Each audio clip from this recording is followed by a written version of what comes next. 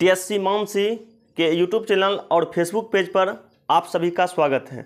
तो आज के इस क्लास में आप लोगों को क्लास 10th फिजिक्स का जो पहला चैप्टर है प्रकाश का परावर्तन, उसी का ये पार्ट 1 वीडियो है। तो इस वीडियो में आप लोगों को महत्वपूर्ण क्वेश्चन को समझाने वाले हैं, तो आप लोग वीडियो में बने रहिएगा अंत तक, ठीक ना है। चलिए तो देखिएगा, सबसे पहला क्वेश्चन आपका क्या है कि प्रकाश क्या है या प्रकाश किसे कहते हैं।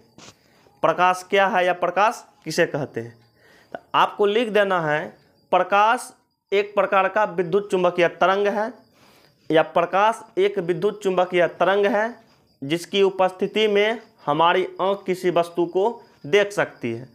प्रकाश का सबसे आसान डिफिनेशन क्या बताना है, प्रकाश एक विद्युत चुंबकीय तरंग है जिसकी उपस्थिति में हमारी आँख किसी वस्तु को देख सकती है। तो ये प्रकाश का डिफिनेशन हो गया। लेकिन कभी कभी क्वेश्चन में आपको ऑब्जेक्टिव में दे दिया रहेगा कि प्रकाश क्या है, प्रकाश क्या है, प्रकाश क्या है। तब देखिएगा प्रकाश के बारे में क्या क्या आंसर हो सकता है। तो प्रकाश एक ऊर्जा का रूप है, या प्रकाश एक ऊर्जा है। प्रकाश क्या है, प्रकाश एक ऊर्जा भी है। और प्रकाश में तरंग का भी गुण पाया जाता है, प्रकाश तरंग भी है। और तरंग में कौन कौन सा तरंग, तो विद्युत चुंबकीय तरंग। कौन तरंग हो जाएगा, विद्युत चुंबकीय तरंग, विद्युत चुंबकीय तरंग। देखिएगा प्रकाश तरंग जो है सीधी रेखा में गमन करती है, तो प्रकाश को अनुप्रस्थ तरंग भी कहा जा सकता है। अनुप्रस्थ तरंग, अनुप्रस्थ तरंग, अनुप्रस्थ तरंग। तो पूछा जाएगा प्रकाश किस प्रकार के तरंग का उदाहरण है, तो विद्युत चुंबकीय तरंग या अनुप्रस्थ तरंग। विद्युत चुंबकीय तरंग या क्या हो जाएगा, अनुप्रस्थ तरंग। विद्युत चुंबकीय तरंग हो जाएगा या अनुप्रस्थ तरंग हो जाएगा। उसके बाद देखिएगा पदार्थ में कण का भी गुण पाया, ये प्रकाश में कण का भी गुण पाया जाता है, इसलिए करके प्रकाश को कण भी कहा जाता है। और प्रकाश जो होता है छोटे छोटे कण से मिलकर बना होता है, जिस कण को कहा जाता है फोटोन। जिस कण को क्या कहा जाता है, जिस कण को फोटोन कहा जाता है। उसके बाद प्रकाश का वेग जो होता है, वेग कहिए या गति कहिए या चाल कहिए, प्रकाश के वेग का मापन, प्रकाश के वेग का मापन जो है सबसे पहले रोमर नाम के वैज्ञानिक ने, किसने, रोमर नाम के वैज्ञानिक ने 1665 ईस्वी में किया, 1665 ईस्वी में किया। अब देखिएगा यहाँ से बहुत सारा ऑब्जेक्टिव क्वेश्चन आपका क्लियर हो जाएगा। आपसे पूछा जाएगा प्रकाश क्या है, तो प्रकाश एक प्रकार का ऊर्जा है या ऊर्जा का रूप है। प्रकाश को तरंग भी कह सकते हैं, विद्युत चुंबकीय तरंग या अनुप्रस्थ तरंग। उसके बाद पूछा जाएगा प्रकाश का जो कण होता है, प्रकाश जिस कण से मिलकर बना होता है, छोटा छोटा कण से, उस कण को कहा जाता है फोटोन।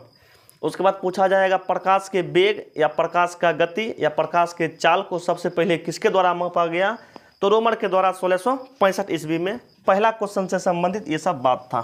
चलिए 2 नंबर का क्वेश्चन कहता है कि प्रकाश का वेग सबसे अधिक किसमें होता है।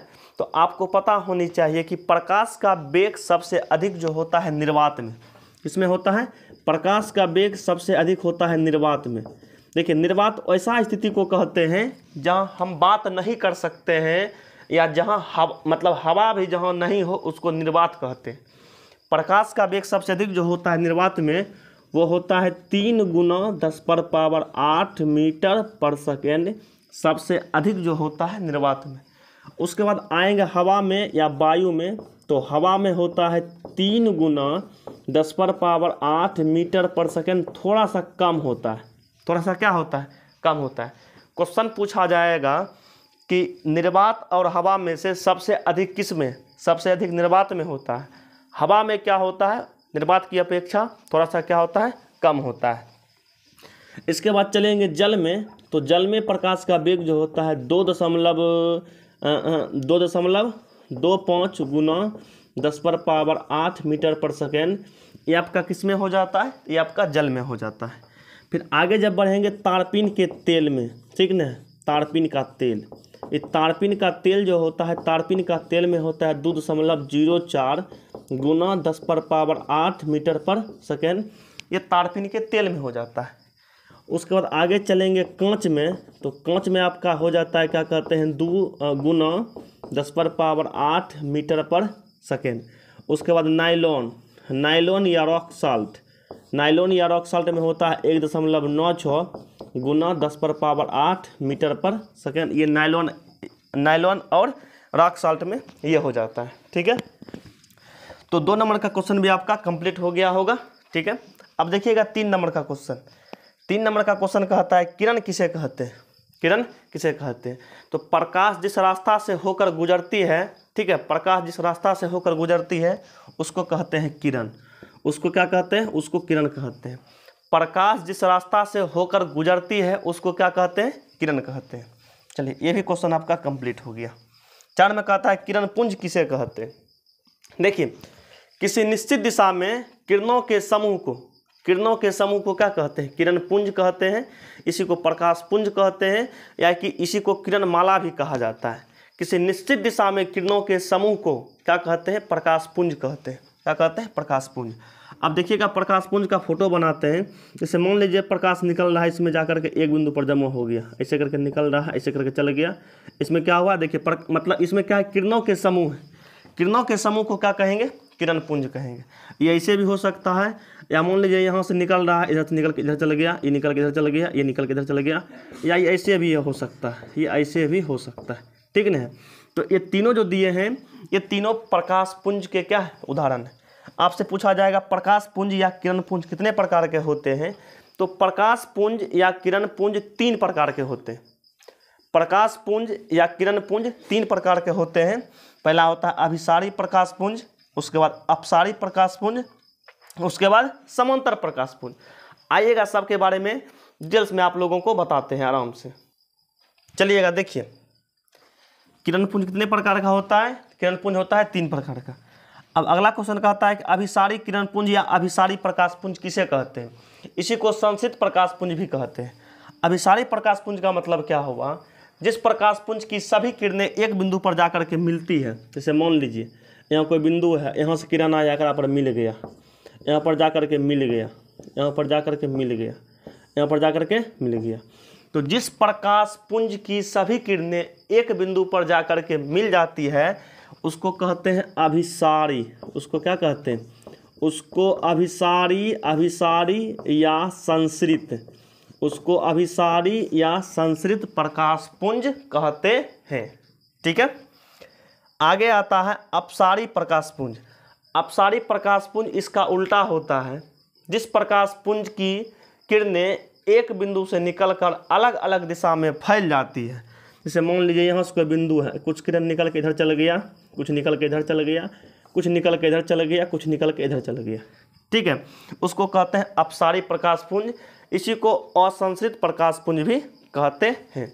जिस प्रकाश पुंज की किरणें एक बिंदु से निकलकर अलग अलग दिशा में फैल जाती है उसको कहते हैं अपसारी प्रकाश पुंज। तो अपसारी प्रकाश पुंज भी आपका क्लियर हो गया होगा, ये आपका क्लियर हो गया। आगे बढ़िए, आगे आता है समांतर प्रकाश पुंज। तो समांतर प्रकाश पुंज का मतलब हुआ कि जिस प्रकाश पुंज की सभी किरणें परस्पर समांतर हो उसको कहेंगे समांतर प्रकाश पुंज। जैसे देख लीजिए ये आपका समांतर है, ये सब क्या है, समांतर है। तो ये सब क्या कहते हैं, ये सब हो गया समांतर प्रकाश पुंज। ये सब क्या हो गया, समांतर प्रकाश पुंज। तो यहाँ से ये भी आपका क्लियर हो गया होगा। आगे कहता है प्रदीप्त वस्तु। प्रदीप्त वस्तु को ही दीप्त वस्तु भी कहा जाता है। आपसे पूछा जाएगा प्रदीप्त वस्तु या दीप्त वस्तु किसे कहते हैं। तो इसका आसान सा डेफिनेशन है, इसका आसान सा डेफिनेशन है कि जो पदार्थ प्रकाश का उत्सर्जन स्वयं करता है, जिसके पास अपना प्रकाश हो, जिससे प्रकाश स्वयं निकलता है, उसको प्रदीप्त वस्तु या दीप्त वस्तु कहते हैं। जैसे आपका क्या हो जाएगा, जैसे ये आपका हो जाएगा सूर्य। सूर्य के पास अपना प्रकाश है। तारा हो गया, ठीक है, तारा हो गया। जलता हुआ बल्ब हो गया, जलता हुआ बल्ब हो गया, जलता हुआ मोमबत्ती हो गया। ठीक है, ये सब जो है प्रदीप्त वस्तु या दीप्त वस्तु का क्या है, उदाहरण है। जिससे प्रकाश स्वयं निकलता है उसको प्रदीप्त वस्तु या दीप्त वस्तु कहते हैं। तो ये भी आप समझ गए होंगे। आगे बढ़िएगा, आगे है अदीप्त वस्तु किसे कहते हैं। अदीप्त वस्तु का मतलब हुआ कि जो मतलब जिस पदार्थ से प्रकाश का उत्सर्जन स्वयं नहीं होता है, ठीक है, जिससे प्रकाश स्वयं नहीं निकलता है उसको क्या कहते हैं, उसको अप्रदीप्त वस्तु या अदीप्त वस्तु कहते हैं। जैसे आपका हो जाएगा ग्रह। ग्रह के पास अपना प्रकाश नहीं होता है। उपग्रह, ग्रह हो गया, उपग्रह हो गया, पृथ्वी हो गया, चंद्रमा हो गया, ठीक है, चंद्रमा हो गया इत्यादि। ये सब के पास अपना प्रकाश नहीं होता है। तो ये सब आप लोग समझ गए होंगे, ठीक ना। जितना भी क्वेश्चन बताएं आप लोगों को एकदम कंसेप्ट के साथ समझ में मतलब समझ गए होंगे। बताइएगा यह वीडियो आप लोगों को कैसा लगा। एकदम आप लोग कमेंट सेक्शन में बढ़िया सा कमेंट कर दीजिएगा, ताकि नेक्स्ट वीडियो आप लोगों को बहुत जल्दी मिल जाएगा। तो मिलते हैं नेक्स्ट वीडियो में बहुत ही जल्द। एकदम आप लोग कमेंट सेक्शन में कमेंट कर दीजिएगा। जय हिंद।